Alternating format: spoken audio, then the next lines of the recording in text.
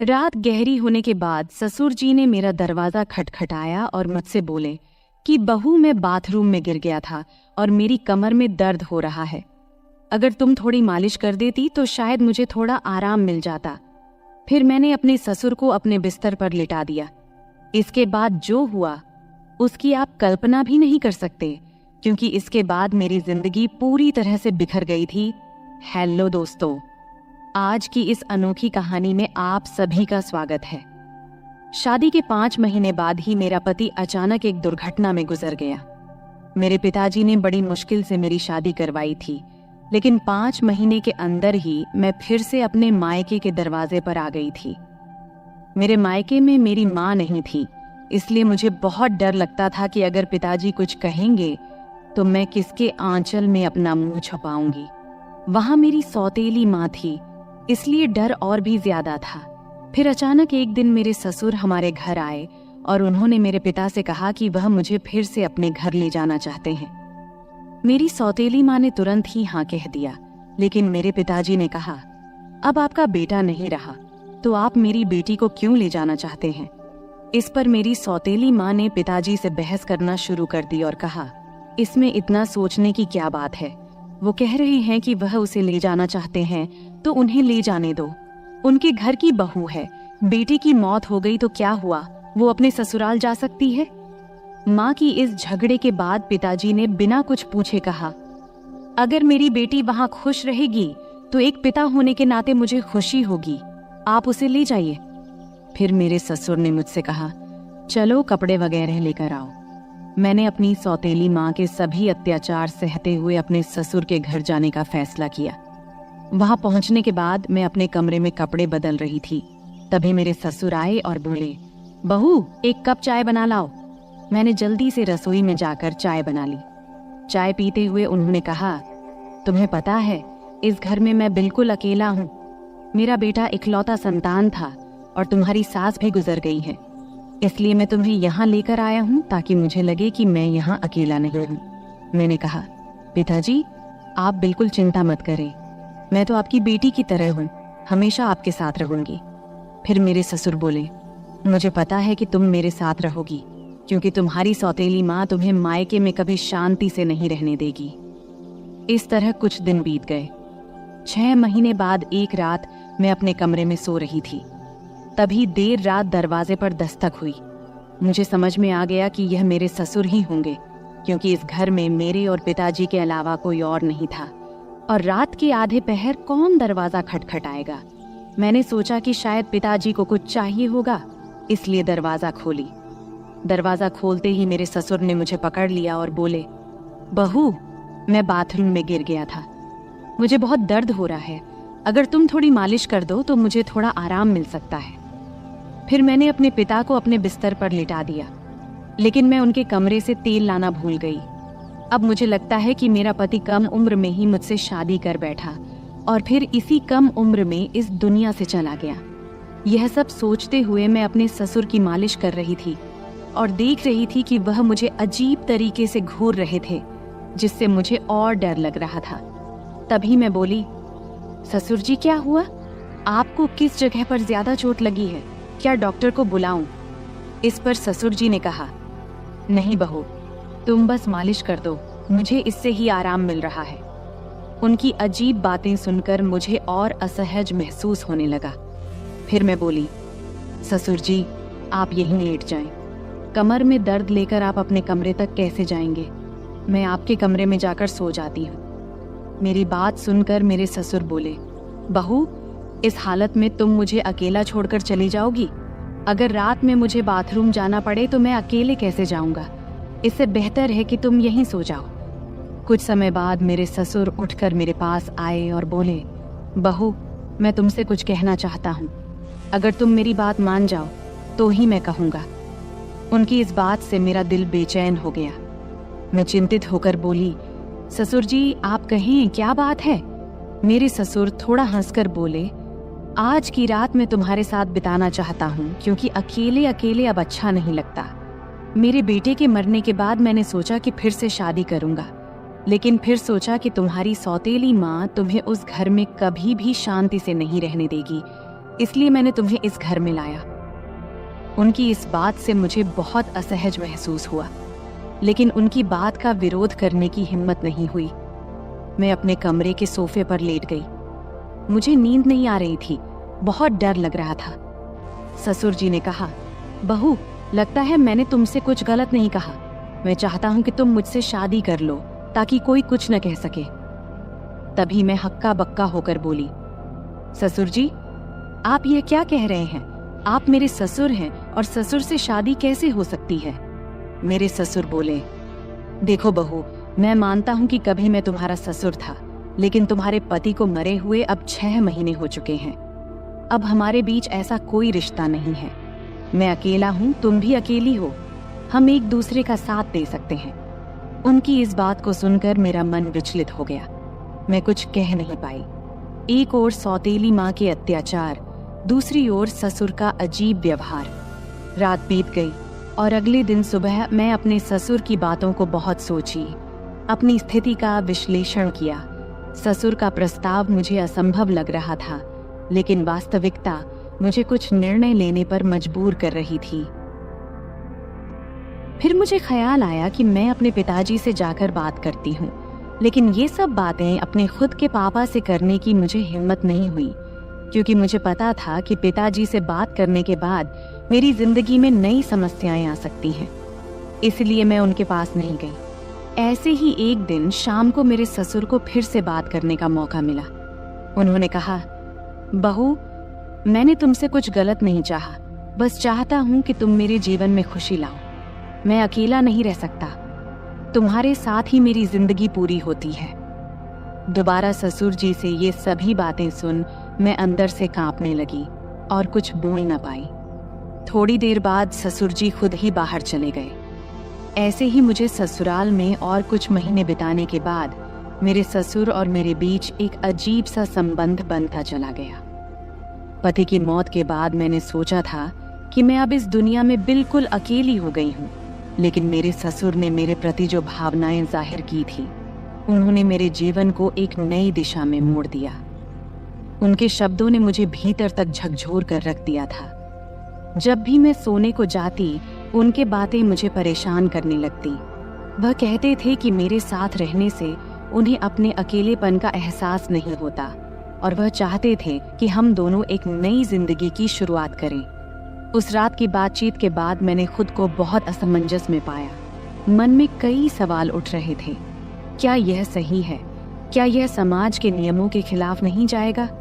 लेकिन कहीं न कहीं मेरे दिल में यह बात भी थी कि शायद मेरे ससुर सच में अकेलेपन से जूझ रहे हैं। मैंने बहुत सोच विचार करने के बाद उनसे बात करने का फैसला किया। एक रात जब घर अड़ोस पड़ोस के सभी लोग सो चुके थे, तब मैं ससुर के कमरे का दरवाजा खटखटाई। उन्होंने दरवाजा खोला और मुझे देखकर थोड़ा हैरान हुए।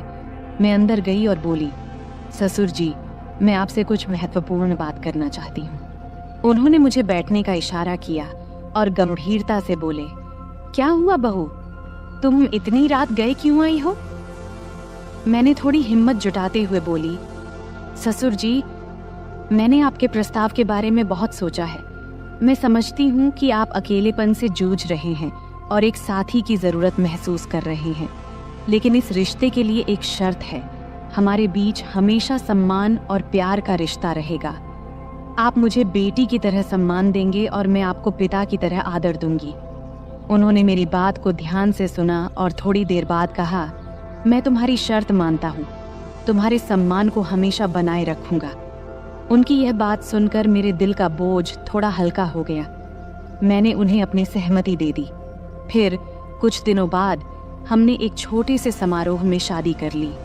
यह शादी समाज की नज़र में असामान्य थी, लेकिन हमने अपनी स्थिति को स्वीकार कर लिया था। शादी के बाद के दिन मेरे लिए बेहद चुनौतीपूर्ण रहे। गांव में लोग बातें बनाने लगे, रिश्तेदारों ने हमसे दूरी बनानी शुरू कर दी, लेकिन हमने इन सब की परवाह किए बिना अपने जीवन को आगे बढ़ाने का फैसला किया। हमारे रिश्ते में धीरे धीरे प्यार और समझ बढ़ने लगी। ससुराल में पहले जहां मैं खुद को असहज महसूस करती थी, अब वही घर मुझे अपना लगने लगा था। ससुर ने मेरे लिए हर संभव प्रयास किया, ताकि मैं खुश रह सकूं। उन्होंने मेरी हर छोटी बड़ी ज़रूरत का ध्यान रखा और हर ख्वाहिश पूरी की। वह हर दिन मेरे लिए कुछ न कुछ खास करने की कोशिश करते थे। कभी मेरे पसंदीदा खाने की चीज़ें लाते तो कभी मेरे लिए नई साड़ियाँ खरीदते। धीरे धीरे मैं भी उनके प्रति एक अलग तरह का आदर महसूस करना शुरू कर दी थी। हम दोनों ने मिलकर एक नई जिंदगी की शुरुआत किया। ससुर अब मेरे जीवन का एक अभिन्न हिस्सा बन चुके थे। हमारे बीच का रिश्ता अब सिर्फ ससुर और बहू का नहीं रहा, बल्कि दो दिलों का एक मजबूत बंधन बन गया था। वह मुझे हर उस समय सहारा देते थे जब मुझे उनकी जरूरत होती थी। उन्होंने मुझे फिर से हंसना सिखाया, जीवन को नए नजरिए से देखना सिखाया। शादी के कुछ महीने बाद मैंने महसूस किया कि हमारे बीच का यह नया रिश्ता मुझे एक नई दिशा दे रहा है। हमने मिलकर कई मुश्किलों का सामना किया और हर बार एक दूसरे का साथ दिया। ससुर के साथ मेरे इस नए रिश्ते ने मुझे जीवन के कई नए पहलू दिखाए। उन्होंने मुझे यह एहसास दिलाया कि जीवन में अगर साथी सही हो तो कोई भी मुश्किल इतनी बड़ी नहीं होती कि उसे पार न किया जा सके। समाज की नज़र में हमने बहुत कुछ सहा, लेकिन हमने अपने फैसले पर कभी पछतावा नहीं किया। हमारे रिश्ते में धीरे धीरे एक नए तरह का प्यार और सम्मान उभरने लगा। उनके साथ बिताए हर पल ने मुझे कुछ नया सिखाया और मुझे एहसास हुआ कि कभी कभी जीवन हमें ऐसे मोड़ पर ले आता है जहां हमें अपने फैसलों पर पुनर्विचार करना पड़ता है। आज मैं अपने ससुर के साथ एक नई जिंदगी जी रही हूँ। हमारे बीच का प्यार और सम्मान पहले से भी अधिक मजबूत हो गया है। वह मेरे जीवन के सबसे महत्वपूर्ण व्यक्ति बन चुके हैं। उनके साथ बिताए हर पल ने मुझे यह सिखाया है कि जीवन में चाहे कितनी भी मुश्किलें क्यों ना आए, अगर हमारे पास सही साथी हो तो हम हर मुश्किल का सामना कर सकते हैं। इस तरह हमारे बीच का रिश्ता धीरे धीरे और गहरा होता गया। उनके साथ बिताए हर पल ने मुझे यह सिखाया कि जीवन को कैसे नए सिरे से जिया जाए। हमने मिलकर अपने जीवन की हर चुनौती का सामना किया और हर बार जीत हासिल की। अब हमारे बीच का यह नया रिश्ता मुझे एक नई जिंदगी के सपने दिखाने लगा है। तो दोस्तों, ये थी हमारी आज की छोटी सी कहानी। आपको ये कहानी कैसी लगी कमेंट करके जरूर बताएं। अगर आपको ये कहानी पसंद आई हो तो इसे लाइक करें और अपने दोस्तों के साथ शेयर करें। आगे भी ऐसी ही रोमांचक कहानियों के लिए हमारे चैनल को सब्सक्राइब करें और बेल आइकन दबाना न भूलें ताकि आप हमारी कोई भी कहानी मिस न करें। धन्यवाद। नमस्ते दोस्तों, आज की इस कहानी में आपका स्वागत है। मेरा नाम सुमन है और मेरी उम्र 23 साल है। मैं दिखने में काफी सुंदर हूँ। मैं अपनी शरीर की बनावट से दिखने में थोड़ी बड़ी लगती हूँ। मेरे चेहरे की बनावट आकर्षक है, रंग गोरा है और मेरा शरीर न तो बहुत पतला है और न ही मोटा, बल्कि एकदम मध्यम है। मैं गांव में रहती हूँ, इसलिए दूसरी गांव की लड़कियों की तरह मैं भी ज्यादातर सलवार सूट पहनती हूँ। मैंने केवल 10वीं क्लास तक पढ़ाई की है और उसके बाद से घर पर ही रहती हूँ। बाहर से मुझे बहुत ही सीधी सादी और साधारण लड़की समझा जाता था। मैं इतनी होशियार या चालाक भी नहीं थी। लेकिन सच कहूं तो मेरी जिंदगी में कुछ ऐसे दिन आए जब मैंने अपनी हदों को पार कर लिया। तब जिंदगी ने मुझे कुछ ऐसी सीख दी जो मैंने कभी सोची भी नहीं थी। बहुत पहले की बात है, मैं एक ऐसे अनुभव से गुजरी जिसने मेरे दिल दिमाग पर गहरी छाप छोड़ दी। उस समय मेरी मुलाकात गौरव भैया से हुई। मेरे जीवन में उस वक्त बहुत अकेलापन था, लेकिन गौरव भैया के साथ समय बिताना मुझे अच्छा लगने लगा। वो हमेशा मेरे प्रति बहुत केयरिंग रहते थे और उनकी मौजूदगी से मेरा मन हल्का हो जाता था। शुरुआत में जब मैं उनके साथ समय बिताती थी तो शरीर में एक अलग सा दबाव महसूस होता था, जैसे मुझे आराम की जरूरत हो। लेकिन धीरे धीरे सब कुछ सामान्य होने लगा। हमारे बीच ऐसा रूटीन बन गया कि जैसे ही मौका मिलता हम दोनों एक दूसरे के साथ वक्त बिताने के लिए बेताब हो जाते। हालांकि जब घर में और लोग होते तो हमें थोड़ा डर भी लगता कि कहीं कोई हमें देख न ले। लेकिन किसी को भी हम पर शक नहीं होता था, क्योंकि गौरव भैया मुझे हमेशा दीदी कहकर बुलाते थे। वैसे भी मैं उम्र में उनसे 3 साल बड़ी थी। उस वक्त सर्दियों का मौसम था और सभी अपने अपने कमरों में रहते थे। रात को सब जल्दी ही अपने अपने कमरों में सोने चले जाते थे। तब मैं और गौरव भैया अलग अलग कमरों में सोते थे। एक दिन रात को जब मैं दरवाजा बंद करके सो रही थी, तब एक ऐसी घटना घटी जिसने मेरी जिंदगी में एक नया अनुभव जोड़ा। घटना ये घाटी की हमारे घर की एक सदस्य, मेरी मामी, काफी ज्यादा बीमार हो गई थी। इस वजह से मेरी माँ और मैं मामी को देखने उनके घर गए। तब हमें छोड़ने के लिए गौरव भैया गाड़ी लेकर आए थे। उन्होंने जब पहली बार मुझे देखा तो बोले, आप तो काफी बड़ी हो गई हो दीदी। तब मैं थोड़ा मुस्कुराई। उसके बाद जब गाड़ी में हम मामी के घर जा रहे थे तो उस वक्त रहते में ही शाम के 6 बज गए थे। तब हमें घर पहुंचने में देरी हो गई थी, इसलिए रास्ते में थोड़ा अंधेरा हो गया था। ठंड के दिन था तो 6 बजे ही अंधेरा हो जाता था। जब हम घर पहुंचे तो देखे कि मामा रसोई में खाना बना रहे थे और मामी बिस्तर पर लेटी हुई थी। तब मेरी माँ रसोई में गई और मामा से कहने लगी, जब इतनी परेशानी हो रही थी तो मुझे पहले ही बता देते, इतनी तकलीफ उठाने की क्या जरूरत थी। फिर माँ खाना बनाने में लग गई और मैं मामी के पास बैठ गई। मामी मुझे देखकर खुश हुई, लेकिन उनकी हालत काफी खराब लग रही थी। थोड़ी देर बाद मेरी माँ ने मामी को खाना दिया और अपने हाथों से खिलाया। उसी समय गौरव भैया ने मुझे आवाज दिया। तब मैं उनकी तरफ देखी और पूछी, क्या हुआ भैया? वो मेरी तरफ ही देख रहे थे, जैसे कुछ कहना चाहते हों। उनकी बातों ने बाद में मुझे एक नया अनुभव दिया। रात को जब खाने का वक्त हुआ तो मैं कमरे में गई, जहां गौरव भैया खाना खा रहे थे। उन्होंने मुझे देखते ही कहा, दीदी आइए साथ में खाना खाते हैं। मैंने मना करते हुए कहा, नहीं भैया, आप पहले खाइए, मैं बाद में खा लूंगी। लेकिन उन्होंने जोर देकर मुझे बैठा लिया। मैं भी भूखी थी, इसलिए ज्यादा ना नुकुर नहीं की और हम दोनों ने साथ बैठकर खाना खाने लगी। तब हम दोनों ने बहुत मज़े से खाना खाया, क्योंकि खाना हम साथ लेकर आए थे। खाना खत्म होने के बाद मैं अपनी माँ के कमरे में सोने के लिए जाने लगी।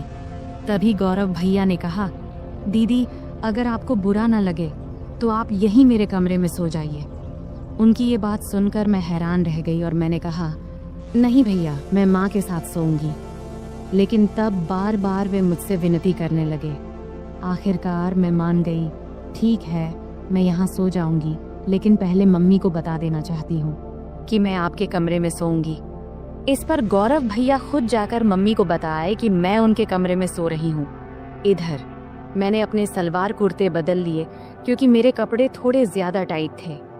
जब गौरव भैया ने मुझे नए कपड़ों में देखा तो मुस्कुराते हुए बोले, दीदी आप इस ड्रेस में कमाल की लग रही हैं। आप इतनी खूबसूरत क्यों हैं? तब मैंने कुछ नहीं कहा, बस मुस्कुराकर बात बदल दी। फिर मैंने चादर ओढ़ ली और बिस्तर पर बैठ गई। गौरव भैया भी अपने सोने का इंतजाम नीचे फर्श पर करने लगे। तब मैंने कहा, भैया बिस्तर पर ही सो जाओ, यहाँ काफी जगह है। मेरे कहते ही गौरव भैया भी चादर ओढ़कर मेरे पास बैठ गए। गौरव भैया बहुत हंसमुख और मजाकिया इंसान थे। उन्होंने मजेदार बातें करके मुझे काफी देर तक हंसाया। बात करते करते कब रात के 12 बज गए पता ही नहीं चला और न जाने कब मैं सो गई। सुबह जब मेरी नींद खुली तो मैंने देखा कि गौरव भैया मेरे बालों से खेल रहे हैं। मुझे जागते देख वो मुस्कुराते हुए बोले, गुड मॉर्निंग दीदी, कैसी हो? मैं भी मुस्कुराते हुए बोली, बहुत बढ़िया भैया। फिर हम दोनों चादर के अंदर बैठकर बातें करने लगे। तभी उसी वक्त मम्मी हमारे लिए गर्मा गर्म चाय लेकर आईं। सुबह बहुत ठंडी थी, इसलिए चादर में बैठकर चाय पीना अच्छा लग रहा था। गौरव भैया बार बार मेरी तरफ देख रहे थे। मैंने मुस्कुराते हुए पूछा, क्या है भाई, ऐसे क्यों देख रहे हो? वो मजाक करते हुए बोले, आपकी आंखें बहुत बड़ी और खूबसूरत हैं। सच कहूँ दीदी, आपकी आंखों में देखने से मन खुश हो जाता है। तब मैं मस्ती में बोली, सुबह जब मैं सो रही थी तब क्या कर रहे थे? तब वो हल्का सा मुस्कुराए और बोले, कुछ नहीं दीदी, आपके बाल ठीक कर रहा था। गौरव भैया दिखने में काफी सुंदर थे। उनके चेहरे पर अभी दाढ़ी मूंछ भी नहीं आई थी और चेहरा बहुत साफ था। मेरी तुलना में उनकी हाइट थोड़ी सी कम थी, लेकिन उनकी कुछ हरकतें मुझे कभी कभी हैरान कर देती थीं। सुबह का वक्त थोड़ा व्यस्त था। मम्मी घर के कामों में व्यस्त थीं और मामू काम पर जाने के लिए तैयार हो रहे थे। तब मैं भी मम्मी की मदद करने लगी। इतने में मामू खाना पैक करके काम पर निकल गए। मेरी रोज सुबह नहाने की आदत थी, इसलिए रोज की तरह मैं नहाने के लिए बाथरूम की ओर गई। मुझे नहीं पता था कि गौरव भैया भी उसी वक्त नहाते हैं। जैसे ही मैंने बाथरूम का दरवाजा खोला तो मैं शर्म से लाल हो गई और तेजी से अपने कमरे में भाग आई। गौरव भैया उस वक्त नहा रहे थे। उनके चेहरे पर साबुन लगा था, इसलिए उन्होंने मुझे देखा भी नहीं। लेकिन मैं इतनी ज्यादा शर्मिंदा हो गई कि वह दृश्य बार बार मेरे दिमाग में घूमने लगा। कमरे में बैठकर मैं अपनी ही सोच में खो गई और हल्के हल्के हंसने लगी। इतने में गौरव भैया नहाकर कमरे में आए। मुझे अकेले हंसते हुए देखकर उन्होंने मजाक में कहा, क्या बात है दीदी, आज तो बहुत खुश लग रही हो। उनकी बात सुनकर मैं थोड़ा चुप हो गई और बोली, नहीं भाई, ऐसा कुछ नहीं है, बस यूं ही हंस रही थी। गौरव भैया ने मोबाइल चलाते हुए पास आकर बैठ गए और बोले, सच सच बताओ दीदी, क्या सोच रही थी जो इतनी हंसी आ रही थी? तब मैंने हंसते हुए कहा, नहीं भाई, कुछ भी खास नहीं। लेकिन गौरव भैया जिद करने लगे, नहीं दीदी बताओ ना, नहीं बताओगी तो मैं गलत ही समझ लूँगा। तब मैंने कहा, प्लीज़ भैया, इस बात को यहीं ख़त्म करो, इसमें सोचने लायक कुछ भी नहीं है। फिर मैं जल्दी से उठी और नहाने के लिए चली गई। नहाने के बाद मैं कमरे में वापस आई और मजाक में मैंने जानबूझकर थोड़ा सा पानी गौरव भैया की तरफ उछाल दी। ये देखकर गौरव भैया अचानक उठ खड़े हुए और मेरे बाल पकड़कर मुझे बिस्तर पर बैठा दिया। उनका ये रवैया देखकर मुझे गुस्सा आ गया। मैंने गुस्से में कहा, ये क्या कर रहे हो भैया, और गुस्से में उनका हाथ झटक दिया। इसके बाद गौरव भैया बिना कुछ कहे चुपचाप कमरे से बाहर चले गए। उनका ये व्यवहार देखकर मैं भी हैरान रह गई थी। मुझे खुद पर पछतावा होने लगा कि शायद मुझे ऐसा नहीं करना चाहिए था। फिर जल्दी से मैं अपनी बाल ठीक की और मम्मी के पास चली गई। मामी का ध्यान रख रही थीं, उन्हें दवा दे रही थीं और खाना तैयार कर रही थीं। तभी मामी ने मुझसे कहा, जाकर गौरव को बुला ला, उसे गरम गरम खाना खा लेने को बोल दे, वरना ठंडा हो जाएगा। मुझे पता था कि गौरव भैया मुझसे नाराज है। जब मैं उन्हें बुलाने गई तो देखा कि वो छत पर बैठे फ़ोन देख रहे हैं। मैंने आवाज़ लगाई, भैया नीचे आओ, मम्मी बुला रही हैं, खाना खा लो। लेकिन उन्होंने कोई जवाब नहीं दिया। तब मैं और पास गई और कहा, प्लीज़ भैया, मुझसे नाराज़ मत हो, मुझसे गलती हो गई, मैं माफ़ी मांगती हूँ। तब भी वो मेरी तरफ देखा भी नहीं और फ़ोन देखते रहे। तब मैंने उनके हाथ को पकड़कर कहा, भैया गलती सिर्फ मेरी नहीं थी, तुमने भी तो मेरे बाल खींचे थे, इसलिए मुझे गुस्सा आ गया था, अब इतना नाराज़ मत हो।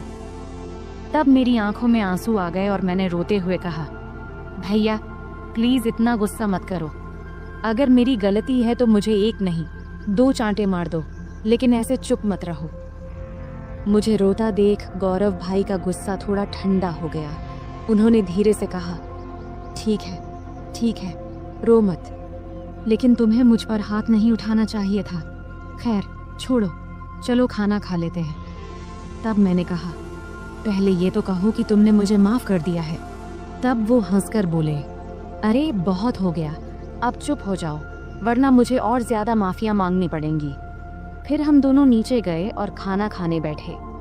मम्मी और मामी पहले ही खा चुकी थी। मम्मी रसोई का काम ख़त्म कर रही थी। खाने के बाद मैं मामी के पास बैठ गई और उनके साथ बातचीत करने लगी। मामी की तबीयत का हालचाल लेने लगी। इसी बीच मम्मी ने कहा, हम दोनों पास के घर में मिलने जा रहे हैं, तुम और गौरव यहीं रहो। मैंने गौरव से कह दिया है कि कहीं बाहर ना जाए, हम जल्दी लौट आएंगे। फिर मम्मी और मामी बाहर चली गईं और मैं मामी का कमरा साफ करने लगी। तभी गौरव भैया मस्ती करते हुए आ गए। मैंने उनसे कहा, भैया प्लीज़ मेरे लिए कुछ ला दो। उन्होंने मुस्कुराकर कहा, बोलो दीदी क्या चाहिए? मैंने कहा, मेरे लिए चॉकलेट ले आओ, मुझे बहुत पसंद है। गौरव भैया हंसते हुए बोले, ठीक है, तुम कमरे की सफाई करो, मैं चॉकलेट लेकर आता हूँ। गौरव भैया चॉकलेट लेने चले गए और मैं कमरे की सफाई करने लगी। जब मैंने मामी की अलमारी खोली तो वहाँ मेकअप का सामान रखा देखी। सजने संवरने का मेरा भी बहुत शौक था, तो मैंने मामी का मेकअप इस्तेमाल करना शुरू कर दिया। फिर मैंने मामी के झुमके और गहने पहन लिए और अलमारी से लाल साड़ी निकाल ली।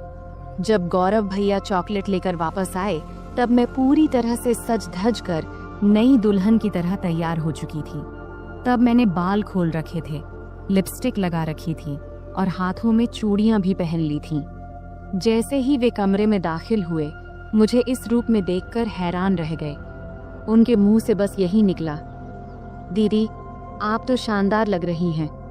फिर मैंने उनसे चॉकलेट ली और बिस्तर पर बैठकर खाने लगी। गौरव भैया भी पास में बैठ गए और तब उनकी नजरें मुझसे हट नहीं रही थीं।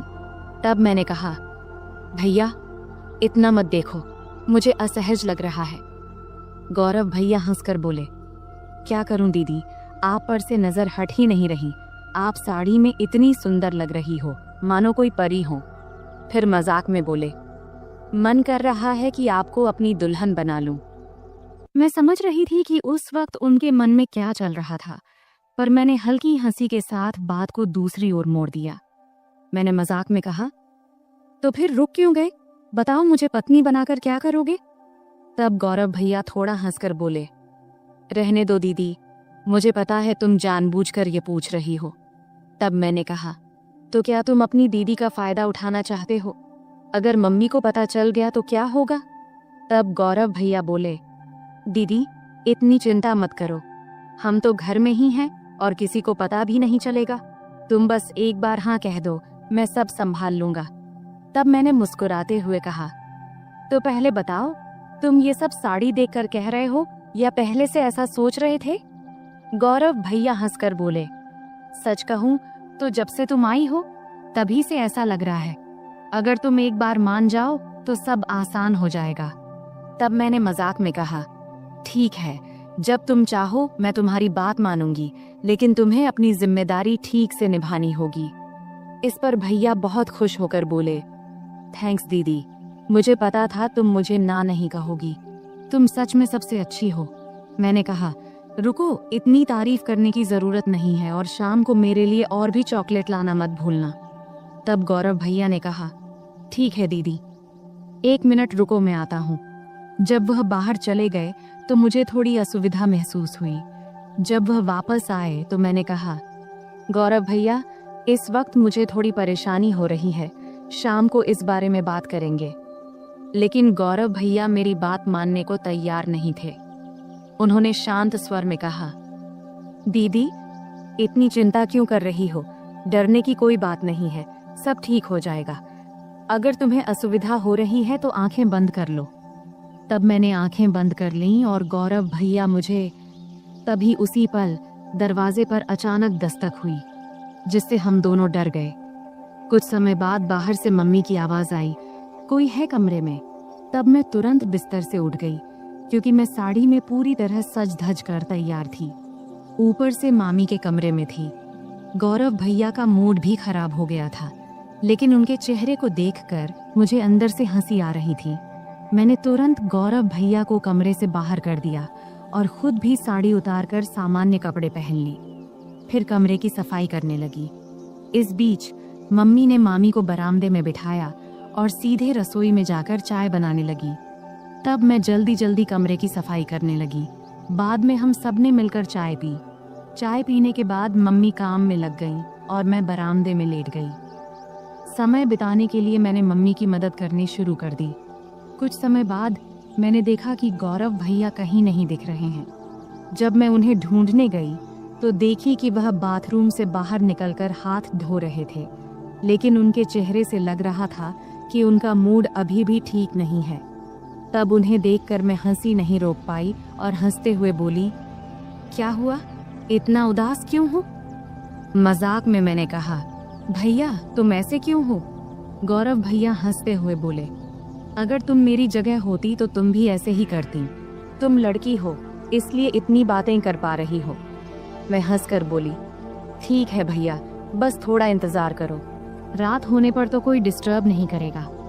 तब गौरव भैया बोले, दीदी समस्या तो इसी रात के इंतजार में है, हर मिनट घंटों जैसा लग रहा है। तभी मम्मी ने आवाज दी, तुम्हारे भाई बहन की बातें खत्म हो गई हो तो थोड़ा काम में हाथ बंटाओगे। मम्मी की आवाज सुनते ही मैं उठकर जाने लगी और जाते जाते मजाक में बोली, गौरव भैया, याद रखना, अगर चॉकलेट नहीं मिला तो मैं भी कुछ नहीं दूंगी। फिर मैं रसोई में चली गई। इस बीच मामा भी घर लौट आए थे। तब मैंने उन्हें खाना परोस दिया। मामा जी बहुत थके हुए थे। वे हमारे साथ थोड़ा बैठकर बात किए, फिर जल्दी सो गए। मम्मी मामी को खाना खिला रही थी और उन्हें दवाई दे रही थी। मैंने भी अपना खाना खा लिया और समय बिताने के लिए टीवी देखने लगी।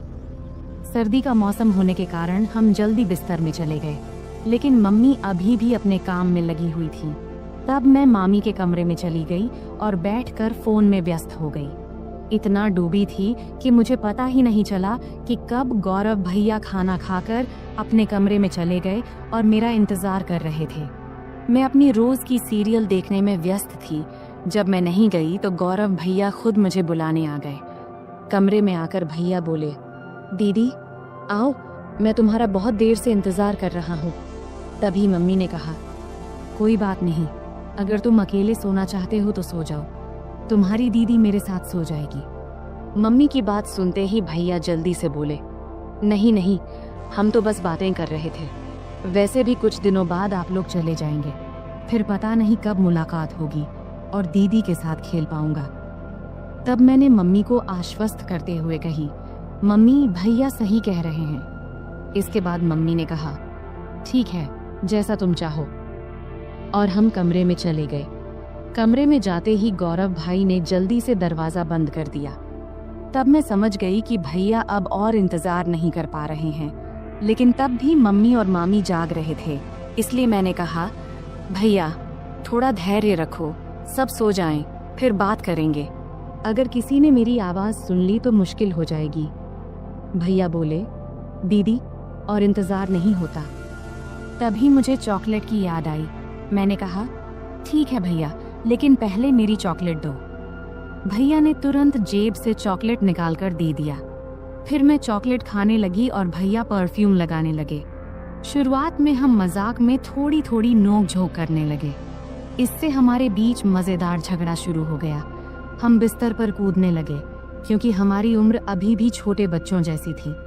तभी मम्मी ने चिल्लाकर कहा, सुमन बहुत हो गया, अब सो जाओ, क्योंकि बिस्तर की आवाज उनके कमरे तक जा रही थी। इसके बाद गौरव भैया ने तुरंत फर्श पर बिस्तर बिछा दिया, जिससे आवाज बंद हो गई। फिर गौरव भैया ने मुझे रात के 3 बजे तक सोने नहीं दिया। सुबह जब हमारी आंख खुली तब मम्मी दरवाजा खटखटा रही थी। उसमें बिस्तर पर ही थी, लेकिन उठ नहीं पा रही थी। इसलिए गौरव भैया ने मुझे उठाकर बिस्तर पर बिठा दिया और खुद दरवाजा खोलने गए। तब मम्मी हमारे लिए चाय लेकर आईं।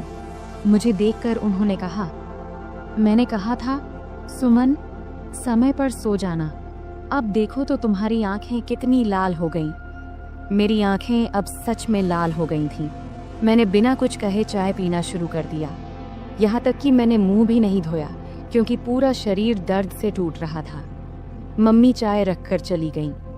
गौरव भैया जब कमरे में आए तो मैंने गुस्से में कहा, भैया मैंने तो कहा था थोड़े समय के लिए, लेकिन तुमने मेरी बात नहीं मानी। अब देखो मेरा शरीर कितना थक गया है, मैं ठीक से खड़ी भी नहीं हो पा रही हूँ। अगर मम्मी ने पूछ लिया तो मैं क्या कहूँगी। तब गौरव भैया ने जल्दी से जवाब दिया, दीदी चिंता मत करो, मैं मेडिकल स्टोर से दवा लेकर आता हूँ। उसे लेने के बाद तुम्हारा शरीर ठीक हो जाएगा।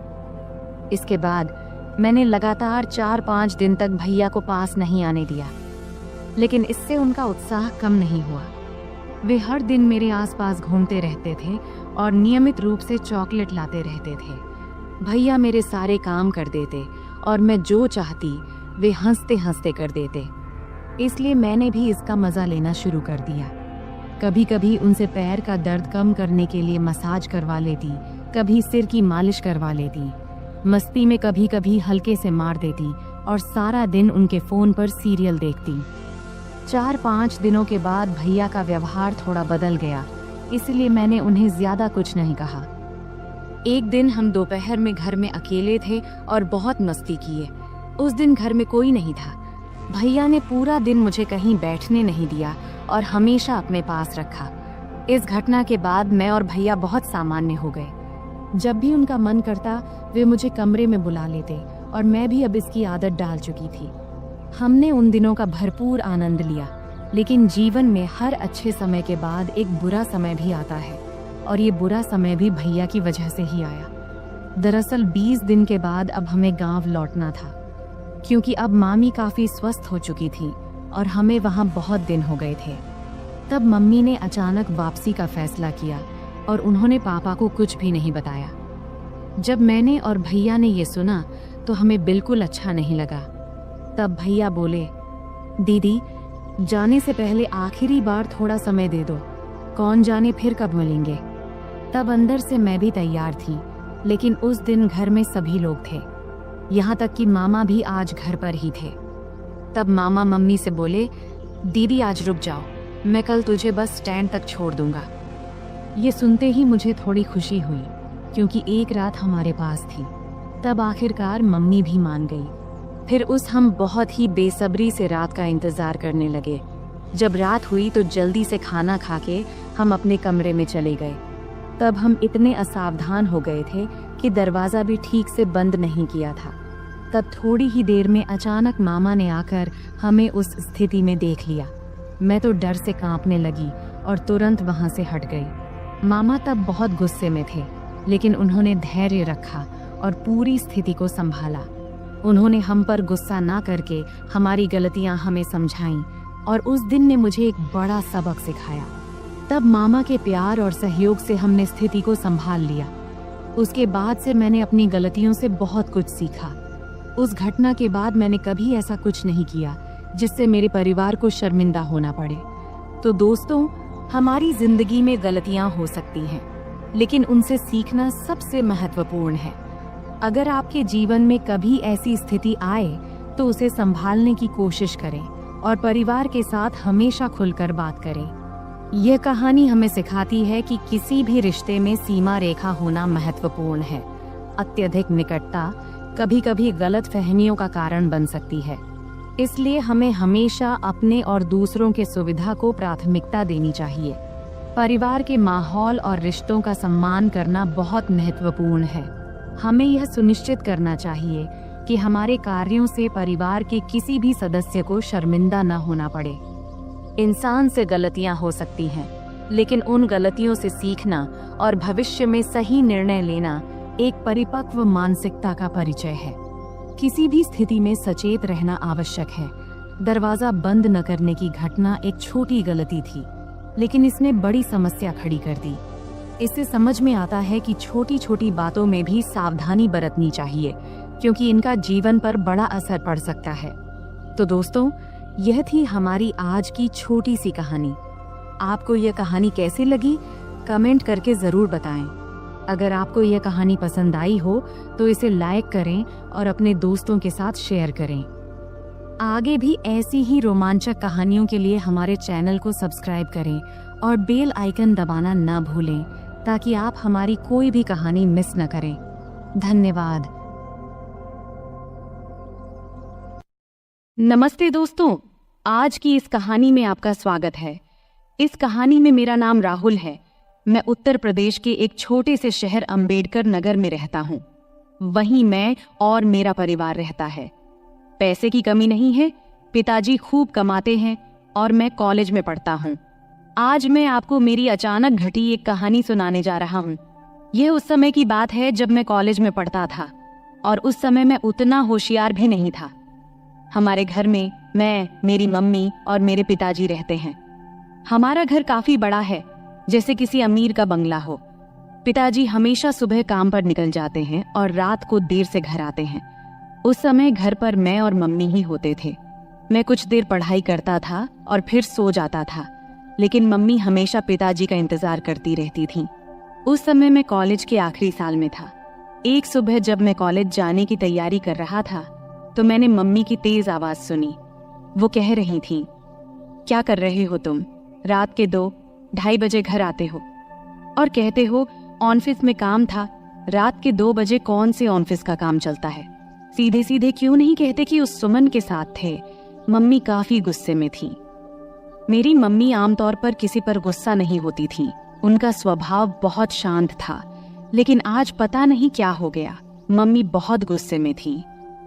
मैं 2 बजे आऊं या 3 बजे, तुम्हें जो चाहिए वो मिल तो रहा है ना, फिर चुप रहो। पिताजी ने तेज आवाज में मम्मी से कहा। क्या जो चाहिए वो मिल रहा है? पैसा, गहने, इन सब के अलावा भी कोई सुख होता है। अब और कुछ मत बोलो, लेकिन अब बर्दाश्त नहीं होता। 3-4 महीने हो गए हैं तुमने मुझे छुआ तक नहीं है। आखिर उस सुमन में ऐसा क्या है जो मुझ में नहीं है? मम्मी की आवाज और तेज हो गई थी। तभी पिताजी गुस्से में बोले, बार बार सुमन मत कहो, नहीं तो क्या करोगे? मम्मी ने उल्टा जवाब दिया। उस समय पिताजी का गुस्सा बहुत बढ़ गया था। तभी अचानक धमाक की आवाज आई और उसके साथ ही मम्मी की चीख से पूरा घर गूंज उठा। मैं तुरंत अपने कमरे से भागकर उनके बेडरूम की ओर गया। जो दृश्य मैंने देखा उसे देखकर मैं सन्न रह गया। पिताजी मम्मी को बेल्ट से मार रहे थे। मम्मी दर्द से चीख रही थी, लेकिन पिताजी रुकने का नाम नहीं ले रहे थे। मैंने बिना कुछ सोचे समझे मम्मी के ऊपर छलांग लगा दिया ताकि उन्हें बचा सकूं, लेकिन पिताजी अभी भी नहीं रुके। जैसे ही मुझे भी 2-4 फटकारें लगी, पापा रुक गए और तिलमिलाते हुए मेरी ओर गुस्से में देखने लगे और फिर घर से बाहर चले गए। फिर मैंने मम्मी की ओर देखा। मम्मी की आंखों से आंसुओं की धारा बह रही थी। मैंने मम्मी को सहारा देकर उठाया। उठते समय मम्मी कराह उठी। मैंने उन्हें बेड पर बैठाया। तब तक उनके हाथ और पीठ पर लाल निशान पड़ गए थे। ये देखकर मुझे पापा पर बहुत गुस्सा आया। कोई इंसान इतना निर्दयी कैसे हो सकता है? कोई अपनी ही पत्नी को ऐसे मारता है भला? फिर मैं जल्दी से किचन में गया, एक कटोरी में तेल और हल्दी मिलाई और मम्मी के पास ले आया। मुझे भी अपनी पीठ पर लगे 2-4 फटकारों की चोट महसूस हो रही थी। मम्मी सुशक सुशक कर रो रही थी। फिर मैंने मम्मी के हाथ और पीठ पर तेल हल्दी का मिश्रण लगाना शुरू किया जहां उन्हें मार पड़ी थी। कुछ जगहों पर हल्का खून भी आ गया था। मिश्रण लगाने के बाद मैंने कटोरी को एक ओर रख दिया और मम्मी के पास बैठ गया। मम्मी ने मुझे देखा और तुरंत मुझे गले से लगा लिया। फिर वह मेरी गर्दन में सिर छिपाकर जोर जोर से रोने लगी।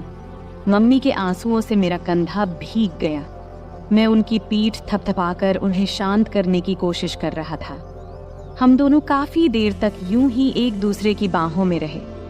तभी मम्मी के हाथ जब मेरी पीठ के निशानों को छूने लगे तो दर्द की तेज लहर उठी और मैं कराह उठा। मम्मी को जैसे ही इसका एहसास हुआ वो तुरंत मुझसे दूर हट गई। फिर मम्मी ने मेरा शर्ट ऊपर उठाया और उसी कटोरी से तेल हल्दी का मिश्रण धीरे धीरे मेरी पीठ पर लगाने लगी। लगाते समय भी वो सुशक रही थी। तू क्यों मेरे लिए बीच में आया?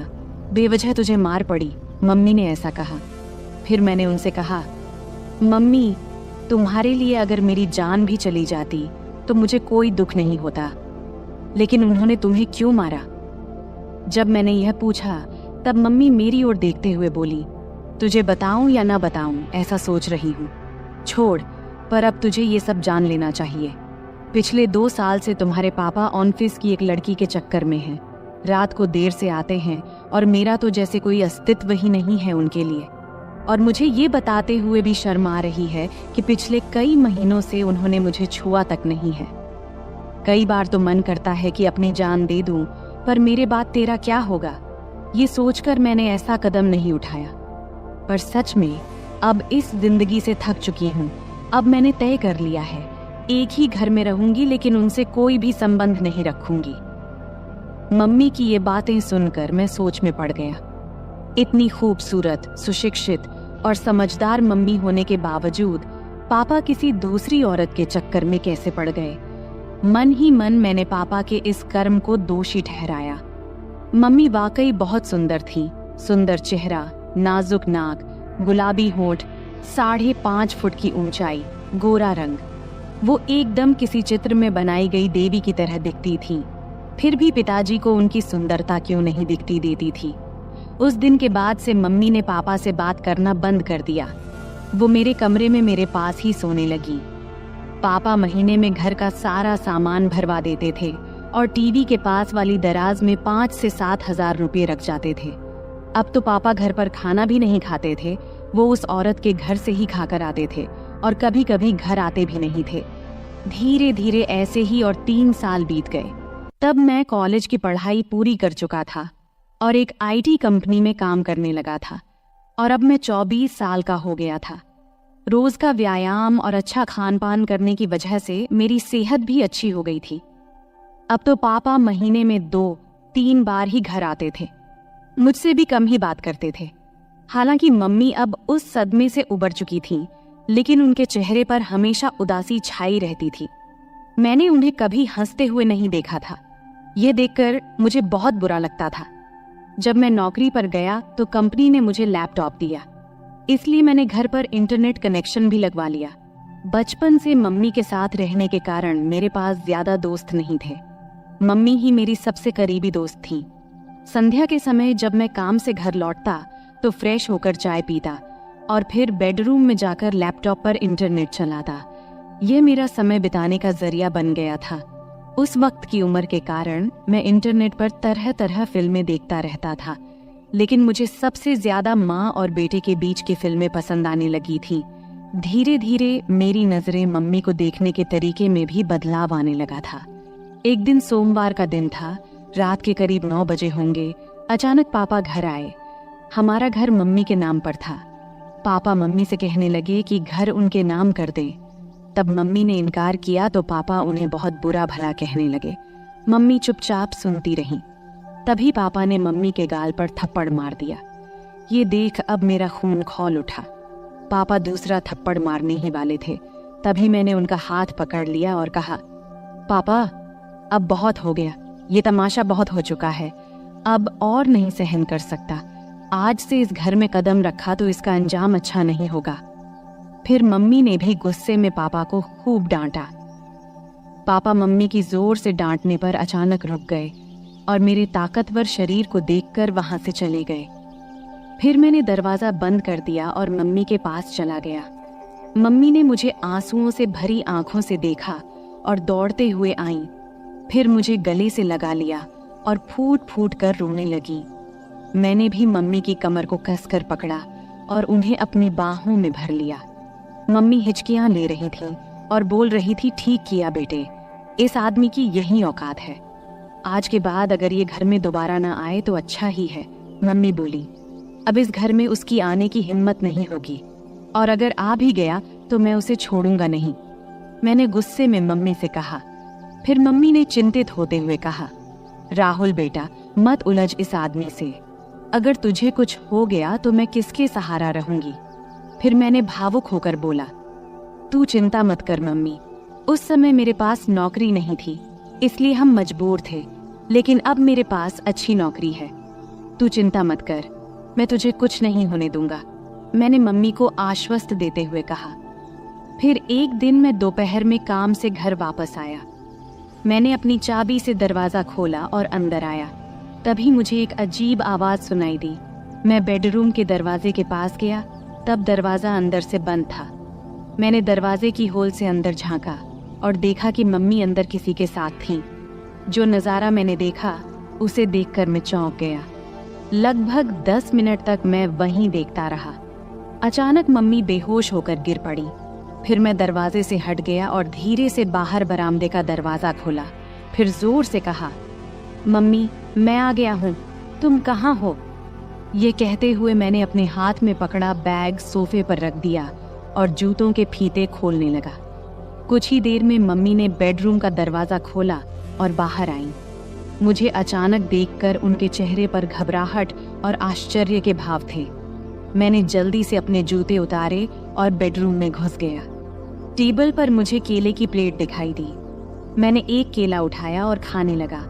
मम्मी मेरे पीछे पीछे आईं। मैं जैसे ही केले को खाने वाला था, मम्मी कुछ बोलने वाली थी, लेकिन मैंने पहले ही केले को मुंह में डाल लिया था। मम्मी हैरानी से मेरी ओर देख रही थी और मैं शांति से केला खा रहा था।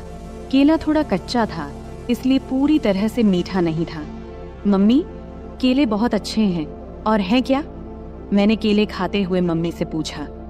मम्मी ने कुछ जवाब दिया, लेकिन अपने मुंह में ही। लेकिन दोस्तों, मैं आपको बताता चलूं, उन केलों का स्वाद इतना अच्छा था कि कुछ मत पूछो। केले खाने के बाद मैं बाथरूम में जाकर फ्रेश हो गया और फिर कमरे में जाकर लैपटॉप खोल लिया। फिर मैं एक रोमांटिक मूवी देखने लगा। फिर रात के खाने के बाद मैं बेडरूम में सोने चला गया। थोड़ी देर में मम्मी भी सब काम निपटाकर सोने आई। मम्मी ने हल्के गुलाबी रंग का नाइट गाउन पहना हुआ था। तब मैंने लैपटॉप से नजरें हटाकर मम्मी की ओर देखा। मम्मी नीचे झुककर तकिया ठीक कर रही थी। तकिया सही करने के बाद मम्मी बिस्तर पर लेट गईं। तब मैंने भी अपना लैपटॉप बंद कर दिया, फिर लाइट बंद किया और सोने की कोशिश करने लगा। लेकिन मुझे नींद नहीं आ रही थी। मेरे दिमाग में दिन की वो घटना बार बार घूम रही थी। बहुत देर तक मैं जागा रहा, जबकि मम्मी शांति से सो रही थी। कुछ समय बाद मम्मी ने करवट ली और मेरी तरफ पीठ करके सो गईं। फिर उन्होंने छत की ओर मुंह करके लेटना शुरू किया। मैं थोड़ी देर के लिए डर गया, लेकिन जब मम्मी जागी नहीं तो मुझे थोड़ी राहत मिली। मेरी हिम्मत बढ़ी और मैं धीरे धीरे मम्मी की ओर देखने लगा। मम्मी ने कुछ ही पल के लिए मेरी ओर देखा और फिर अपनी आंखें बंद कर लीं। मैंने समझ लिया कि वो अभी भी जाग रही हैं। मैं थोड़ा और आगे बढ़ा और खुद को संतुष्ट महसूस किया। मम्मी भी खुश थीं, उन्होंने कुछ नहीं कहा, लेकिन मुझे एहसास हो रहा था कि उन्हें भी संतोष मिला है। मम्मी, क्या हुआ? तुम चुप क्यों हो? क्या तुम्हें अच्छा नहीं लगा? मैंने जब ऐसा पूछा तब उन्होंने बोला, नहीं रे बेटा, मुझे तो बहुत अच्छा लगा। तूने मम्मी को बहुत खुश किया। फिर मैंने मम्मी के पीठ पर प्यार से हाथ फेरते हुए कहा, मम्मी, अब से तुम्हें केले खाने की जरूरत नहीं पड़ेगी। मैंने मम्मी के कान में धीरे से ऐसा कहा। तब मम्मी बोल उठी, बेटा, तुझे ये कैसे पता चला? मम्मी ने आश्चर्य से मेरी ओर देखते हुए पूछा। तब मैंने उन्हें बताया कि आज दोपहर जब मैं घर आया तो कमरे से तुम्हारी आवाज सुनाई दी। जब मैंने दरवाजे की होल से देखा तो मुझे सब समझ में आ गया। तभी मैंने ठान लिया था कि अब से मम्मी को किसी भी चीज की कमी नहीं होने दूंगा।